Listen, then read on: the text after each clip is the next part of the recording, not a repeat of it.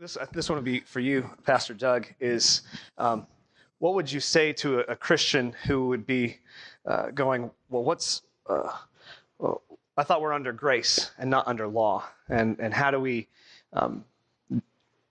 My God is a God of love and kindness, and Yeah. how do you respond to that law, grace? Right. I'm under grace. I'm under grace, not under the law.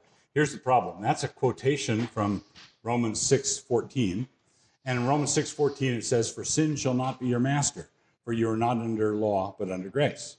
We think being under grace means we get to sin. Being under grace means you're liberated from having to sin. Right? So being under grace means liberation. Being under law means that's Pauline shorthand for being under law means you are under law, you can't quit breaking it, and you can't escape the condemnation you're under because you're under law and you constantly break it. When you receive the sacrifice of Christ and you're converted, you're liberated to the point where you can live righteously. We can walk in newness of life, as it says also in Romans 6. So being under grace, not under law, does not mean that God has decided to lower his standards. There's forgiveness, but there's not presumption. There's forgiveness. Whenever you fail, fall on your face, confess your sins, get up again. But you can't presume and say, well, I'm forgiven, so it doesn't matter what I do. That's all what Romans 6 is about. What shall we say then? Shall we sin that grace may abound? Paul says, me genoito, may it never be. God forbid. Are you crazy? A follow-up on that would be, someone asks, what's the distinction, or is the distinction between moral, judicial, and ceremonial laws in the Old Testament? Is that a valid and valuable way to splice it, or is that just what you were talking about, the Irish jigging around the issue? No, I think that's a confessional distinction. The Westminster Confession alludes to it. I think that it's a valid distinction. It's just not a watertight distinction. So there's crossover, different kinds of law. There's moral law. So accepting that distinction, I prefer to talk about creation law and redemption law. Creation law is law where obedience to it looks the same in every century. If you refrain from stealing your neighbor's mule, 500 BC, that looks exactly the same as if you're refraining from doing it in 500 AD. You shall not steal. It's the same.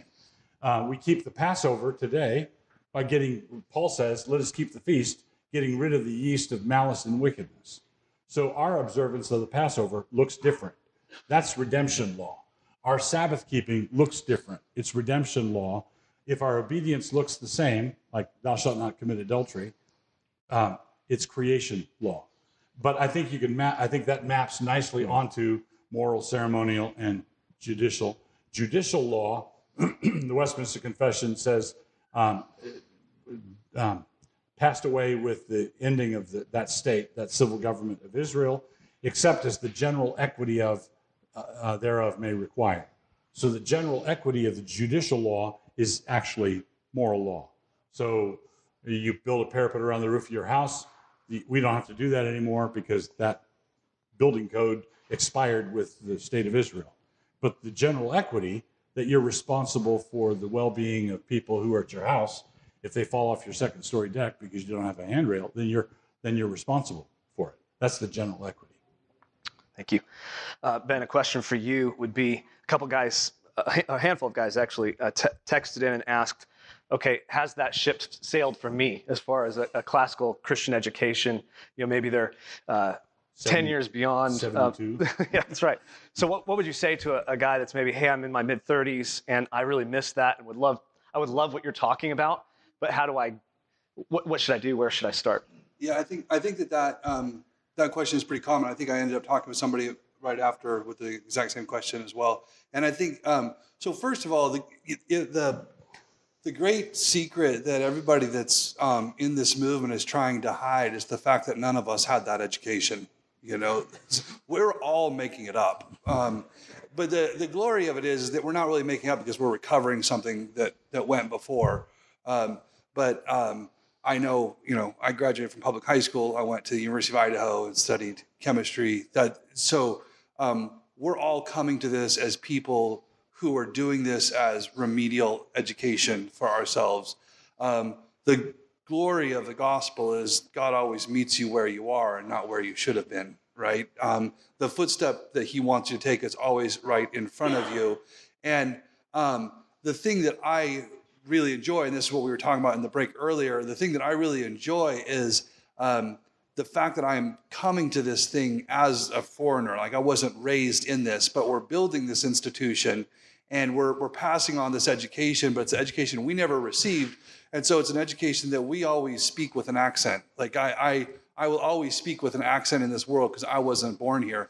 But what's really fun is being somebody who's able to raise up your children as kids who don't have the accent, who were born here, and being able to pass that on. And that's a noble thing. I mean, that's just a lot of fun. So you figure out, well, what do I have access to? There's online education. I don't think it's the best, but it beats nothing. There's always another book to read. There are local Christian schools to get involved in, and I don't think that it's ever too late to begin putting your hand to that work. I think that it's worth grabbing Doug to jump in on that question, as well as someone who jumped into it in the middle also. Yeah, he's exactly right. I didn't get the kind of education. I went government education through my master's degree, kindergarten through my master's degree. And one of my main motivations for starting Logos School was to provide for my kids an education that I did not get. And you can always play catch up and read books. And there are countless stories of people all across America who founded schools, who got the education that their kids are now getting about 15 minutes ahead of the kids.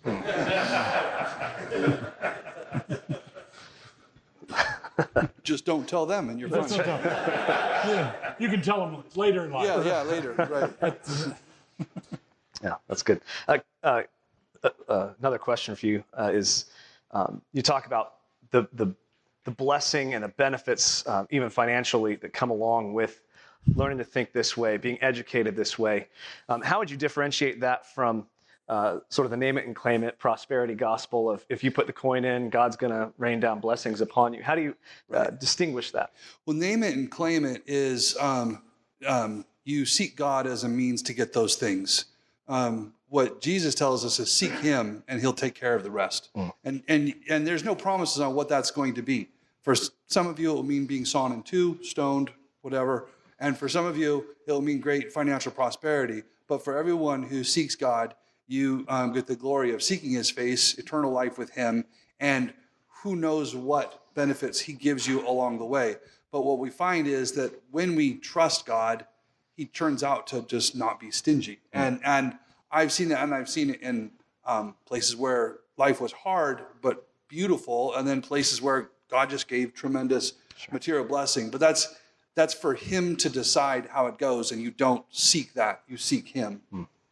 The other thing I think that comes along with that is the generational blessing that goes along with accumulated wealth of handing on wisdom to our sons and daughters and their sons and daughters as well. Gary, here's a question for you about, you were talking about vision.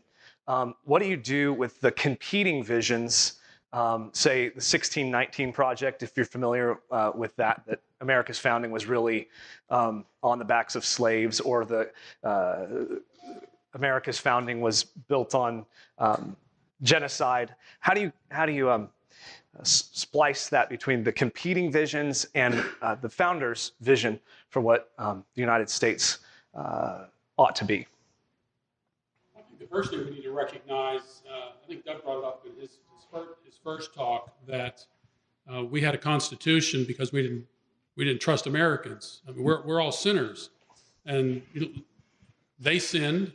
They had followed the Bible on the slavery issue. I think it's Exodus 21:6. Kidnapping was a capital crime. You imagine if you had gone back to the Bible and said, this is absolutely wrong to do this. Here's a biblical text that says kidnapping, man stealing, was wrong, and we should have, we wouldn't have had the issue. So I think that's kind of the first acknowledgement. We think we need to admit sins when they take place, and at the same time to go back and look at those who try to remedy the situation. And there were those who were trying to remedy the situation at that particular time. Not not all the founders were supportive of slavery. The 3/5 clause in the Constitution is a good indication of that, which is oftentimes misrepresented. Sure. The assumption is that 3/5 mean all other persons. It doesn't say slaves. The Constitution does not use the word slave.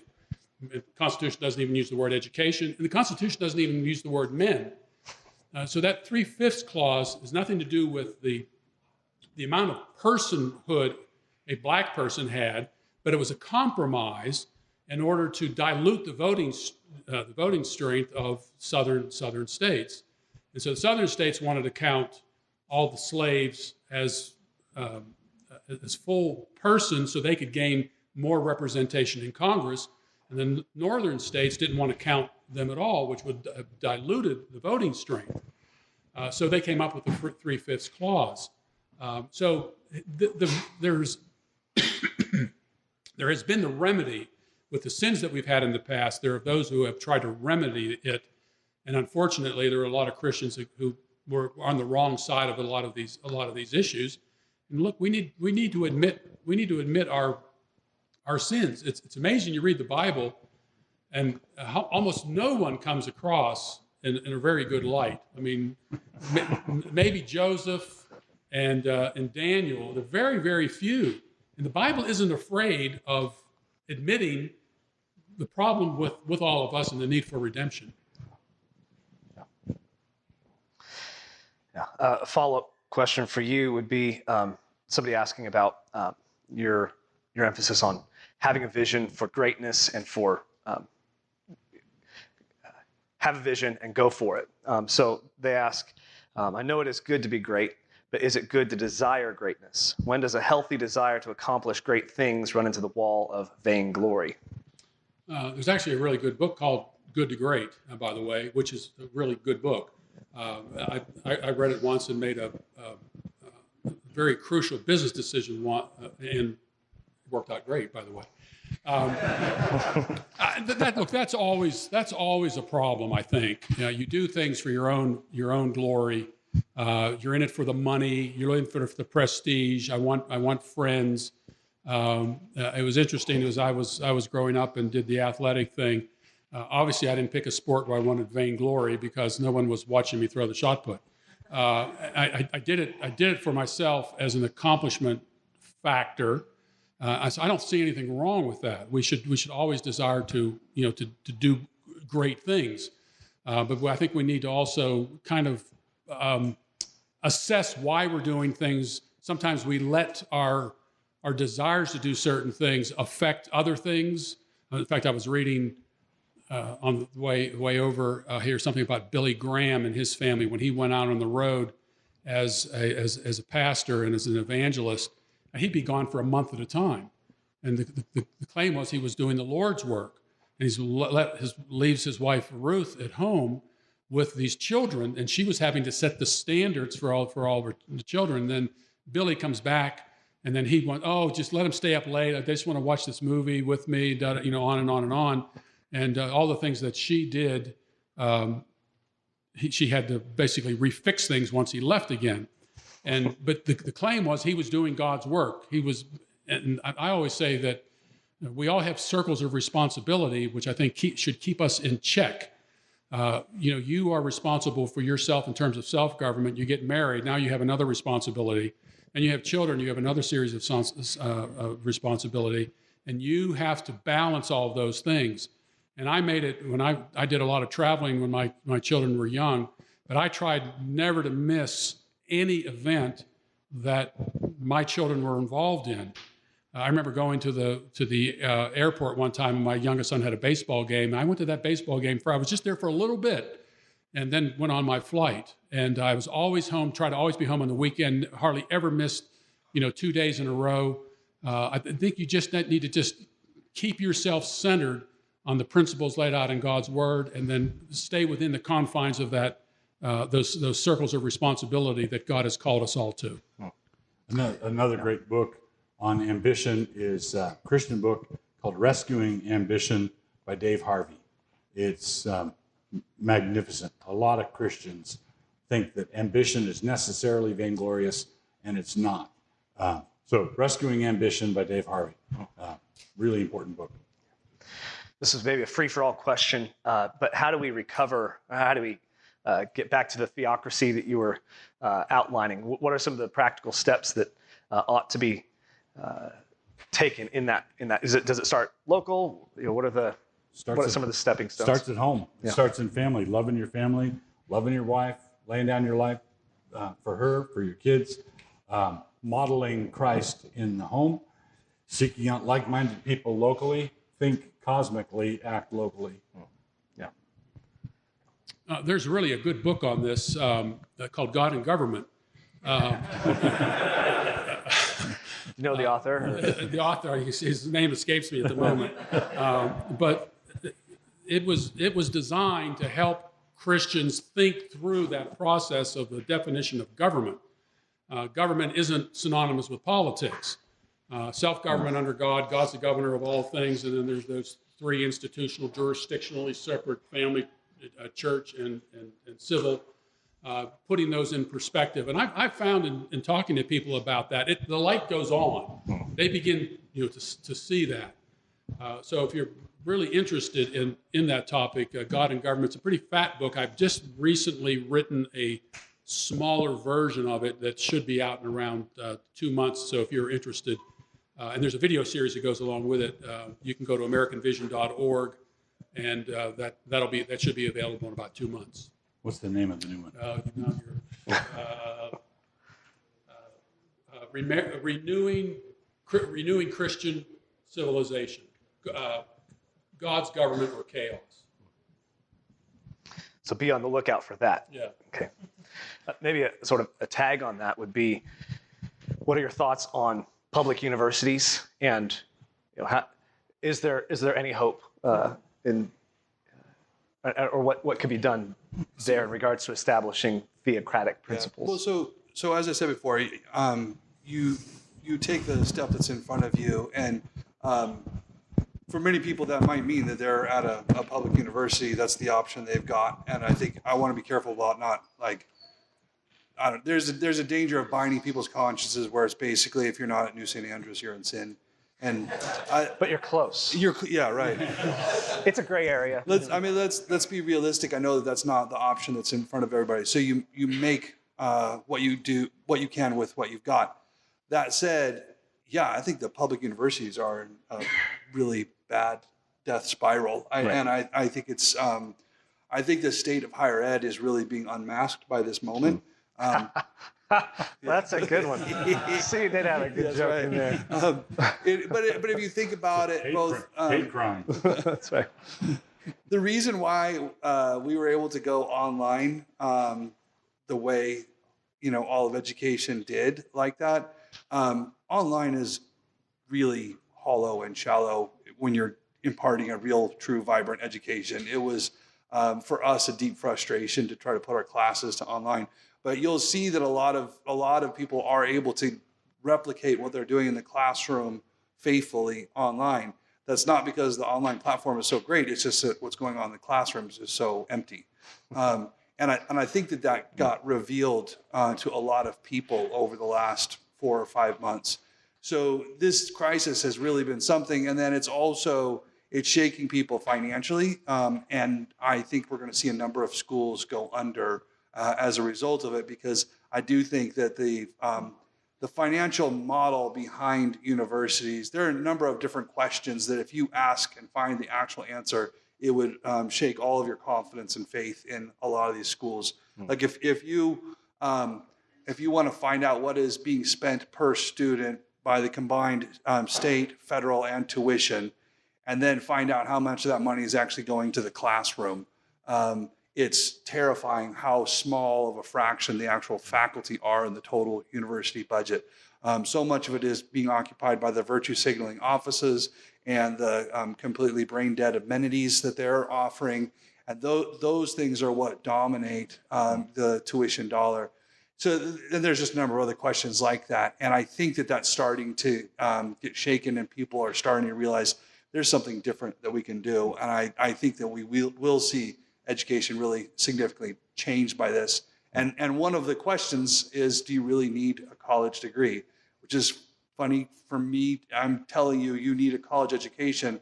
But because people are seeing college education as vocational certification, a lot of people are realizing that you can get those vocational skills a lot easier, a lot cheaper, and probably a lot more faithfully passed on than what a lot of colleges are doing. We all know that the first day of work is when you actually learn how to start doing that job. And most of what you learn in school has zero application in the workforce. And so we're going to see the uselessness of the college degree in general because of that, which I think creates space for us to see what a real education could look like. Sure. There's a real value that's seen then in what we're doing, what you're doing at NSA. Yeah. This would be another free-for-all question, but what would the founding fathers, what would they think about all the masks? And maybe beyond that, how should these men be preparing for what's past the masks? Whether it's mandatory vaccines or whatever is being aimed at. How should we think biblically about the play that's being run on us? Well, I think some of the founding fathers would have been okay with the masks because of the state of medicine in the 18th century. They'd say, well, that looks like that might work. Just a little joke. So one of the things that we don't comprehend fully is how precise they were in their thinking and how they thought of tyranny and free government in terms of principles, not magnitude. So you didn't have to be a monster tyrant in order to incur the title of tyrant. You just had to be clearly and identifiably over the line. So when the kicking started over the Stamp Act, for example, the tax involved was not that onerous. Right? It was not that much money, right? And they were prepared to go to the wall over not that much money. But the principle was clear. So if I got a tax bill in the mail from the legislature of North Carolina, I'd round file it. I'd throw it away. And it wouldn't matter if it was a $2 fee. And they were prepared to go to war over the $2. No, you don't have the right to tax us because we don't have representation in Parliament. That's what no taxation without representation meant. When the king, and I'll say this in 30 seconds, when the king founded the colonies, they all had their own charters. They had their own legislatures. The king was the executive in England, and Parliament was the legislative body. The colonies had their own legislative bodies, and the king was the executive there. Parliament had no more authority over Virginia or over Massachusetts than Massachusetts would have had over South Carolina.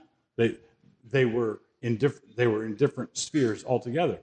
So and then what happened was there was a political revolution in England where the king used to be on top. When the colonies were formed, the king was on top, and he did that. Then there was the Glorious Revolution I referred to in 1688, where Parliament took the ascendancy, and Parliament assumed, now that we're in the place of the king, we can tell the colonies what to do.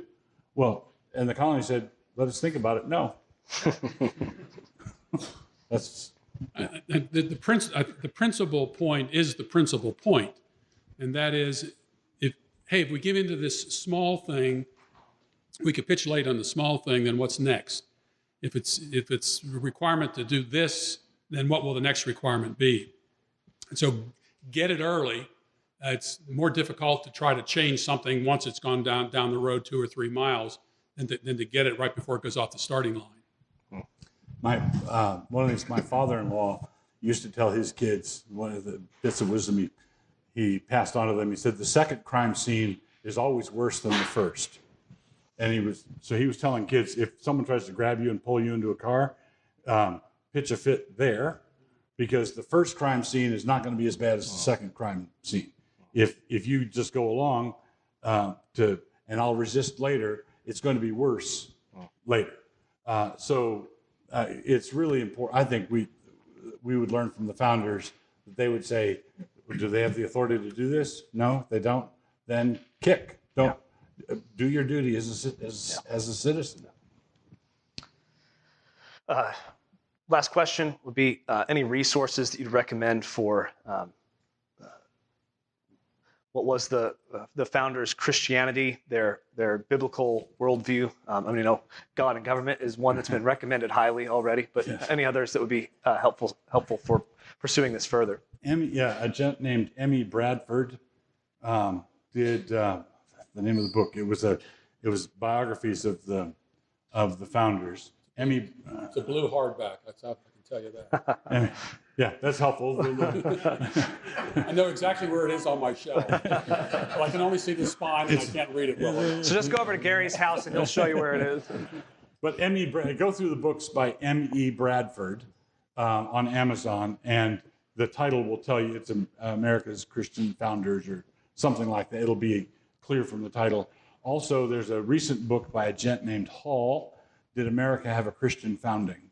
And it's magnificent with many, many primary document sources. Out of the 55 men at the Constitutional Convention, 50 of them were Orthodox Christians. So when people tell you that our nation was founded by deists, it's simply not true. There were a handful of deistic kind of people, but they had to hide it, right? Because everybody was so... And they didn't normally, Benjamin Franklin was said to be a deist, but he's the one who said God governs in the affairs of men, which takes him out of the category as a deist. There's another book, it's called America's Christian History. In fact, I don't know if I said this in the talk, but when I got my car, I gave him my name. He said, "Well, that name is familiar," and he said, "My mother gave me some book, America's." I said, "America's Christian History." I said, "Yeah, I wrote that. I got an upgrade on my vehicle as a result of that." So America's Christian History, The Untold Story, is in book form. And then I wrote a book called America's Christian Heritage, which is online. You go to American Vision. It's a digital copy, but it's in full color and it covers many of the same issues.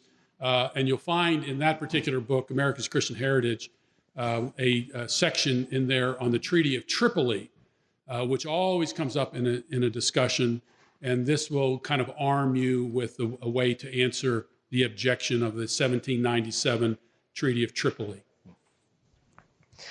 Well, let's thank these gentlemen for their time today. Thank you for your talks. Thank you.